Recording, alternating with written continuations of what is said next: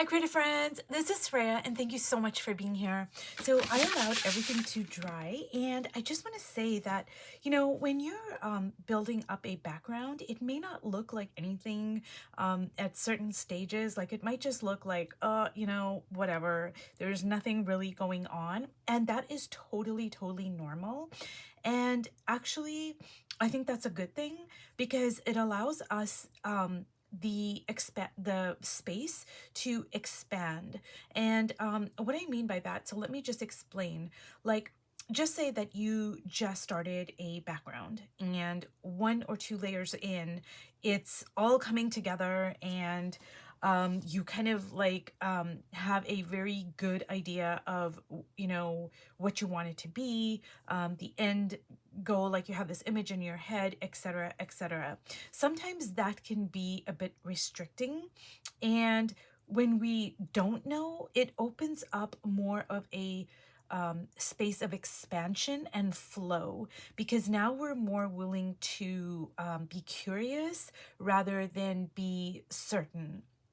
And I think that's just a really good adage, like for me anyways. When I'm painting, if I'm certain about something, that's usually not a very good place for me to be, because I want to be more in a state of curiosity, because that allows me to take risks. So I'm like, oh, well, let me see if I do this and this. And if I combine these two elements, I've never done that before. Or if I take everything I've learned about color and throw it out the window for now and just say, hey, maybe I can, put these two colors next to each other.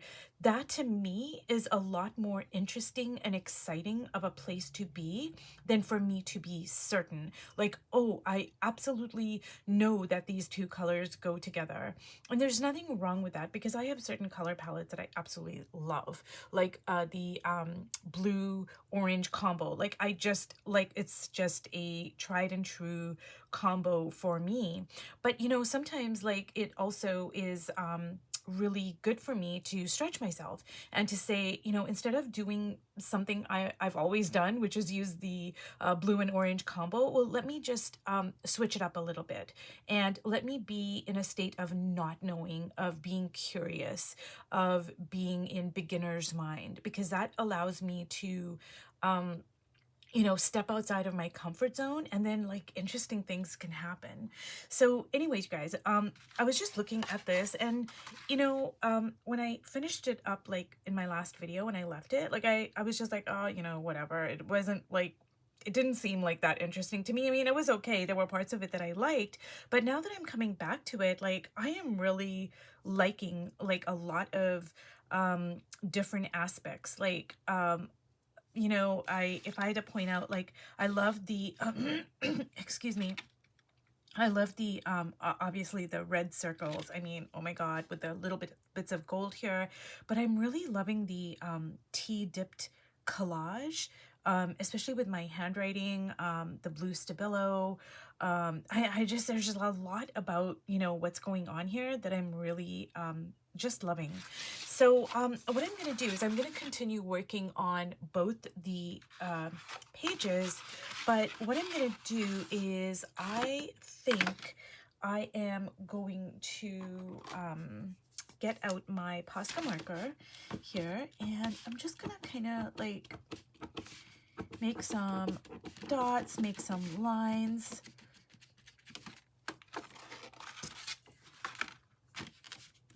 And I'm gonna like work just like I did with my stabilo, where I just went from, say, like this, and then I just like I'm gonna treat it as one piece. And now I can kind of like turn it around here,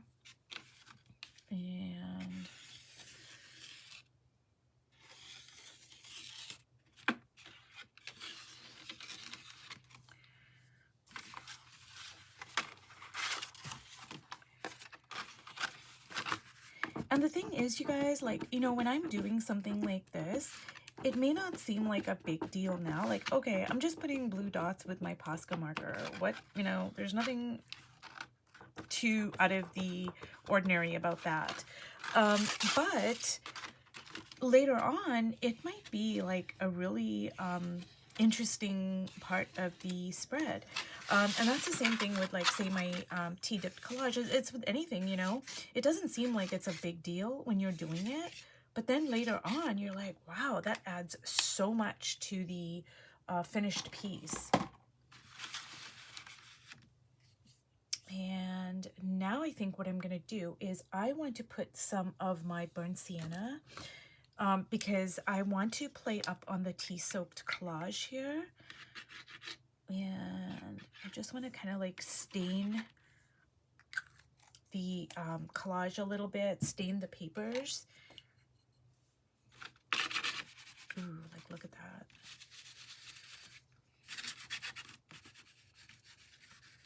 Ooh, that, I don't know what it's picking up on there, but it kind of got a little bit muddy, but that's okay. That's okay.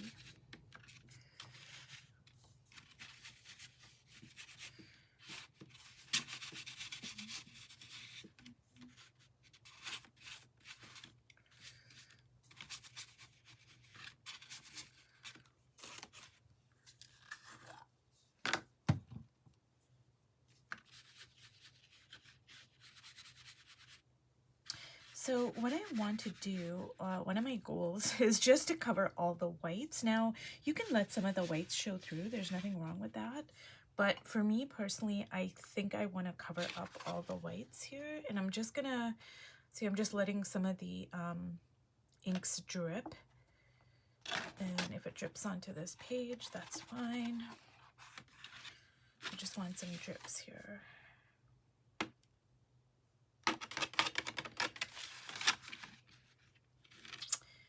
And now I'm trying to look at my colors. So I've got pinks, I've got yellows, I've got reds, I've got blues. So I feel like a problem, if you will, is that nothing is dominating. Like, there's too much, like, there's an equal amount of everything, and that's too kind of like boring for me. I need like some sort of like something to dominate. And I don't know what color I want to dominate. I'm thinking maybe blue, or maybe my my ink. I don't know. This is a bold choice, you guys, but I think I'm gonna go for it.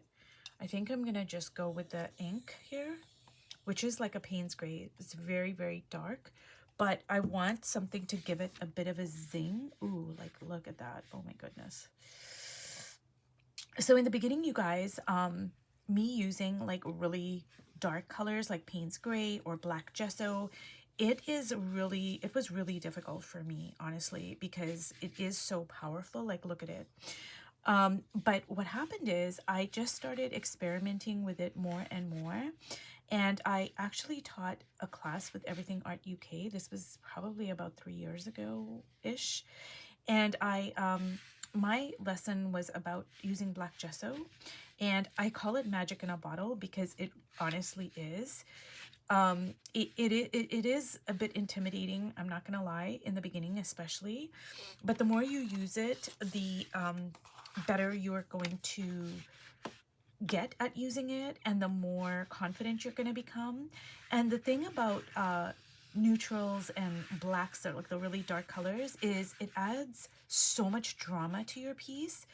And not only that, but the neutrals makes your colors pop, which, you know, like, if you have everything that's like really bright, nothing's really gonna stand out, but neutrals really make your colors pop. Now, I think what I'm gonna do is I'm gonna have to let this dry naturally here because I don't want it to get muddy. So I'm gonna stop right here. And this is quite overpowering, as you can see. And you know what? I might wanna, let me see here. I'm gonna drip some of it here. And then drip some of it here because I want the drips, you know. I just want the like drips can really make interesting kind of stuff happen. Okay, you guys, so I'm just gonna leave this here, let it dry. It's gonna, you know, I'm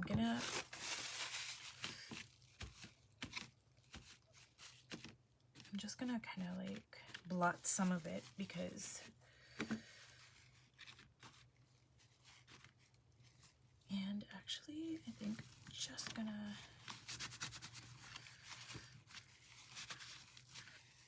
okay. So if you've watched all the way to the end, you guys, thank you so much, and I will see you in my next video. Bye.